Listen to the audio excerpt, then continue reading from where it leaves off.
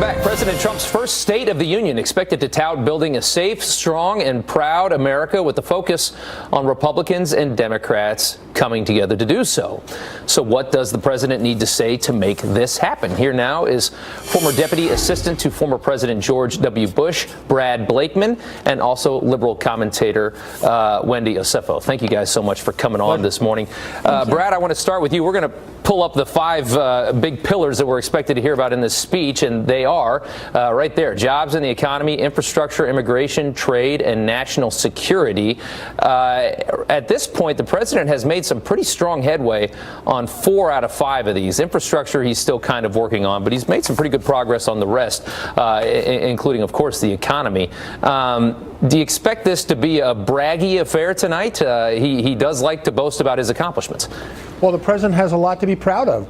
Yeah. When he came into office, we had somebody who's never served in government before, yet he took the bull by the horns and he challenged the status quo. And guess what? He delivered. We have the largest tax cuts we've ever had in reforms in 31 years. Exactly what he said has come true. American corporations are repatriating offshore profits and returning those profits to shareholders and, most importantly, their employees.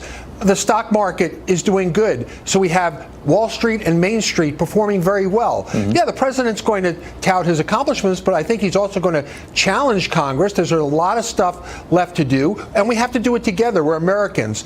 And if we all understand that these problems exist, like immigration and infrastructure, our crumbling critical infrastructure, then as Americans, we just need to join in and unite in a solution. So this is going to be, I think, a challenging speech, but it's going to be an uplifting speech to let everybody know this president is willing to solve problems. Yeah, and it's, he's seen actually, with the economic output and the great news we've seen is after the tax reform, he's seen his approval rating get up into the mid-40s, which I really think if he didn't have a Twitter account would be, much, much higher. Let's go to Wendy here for a second. There are a number of Democrats that have decided to boycott the State of the Union. Let's pull up a picture here that shows all of these people right here. There's 11 of them at this point.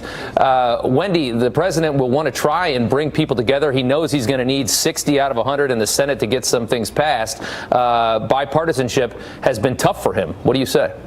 I agree. I think while those on the right would like for him tonight to tout his economic numbers, those progressives on the left are really looking for the president to bring us together.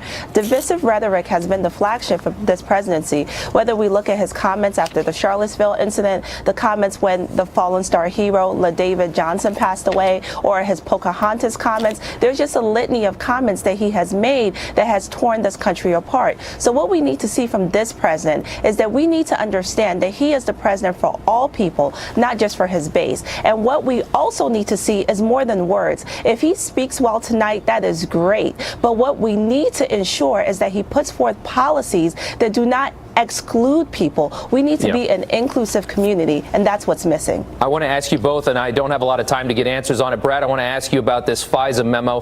Does the president release this? I think the expected answer is yes.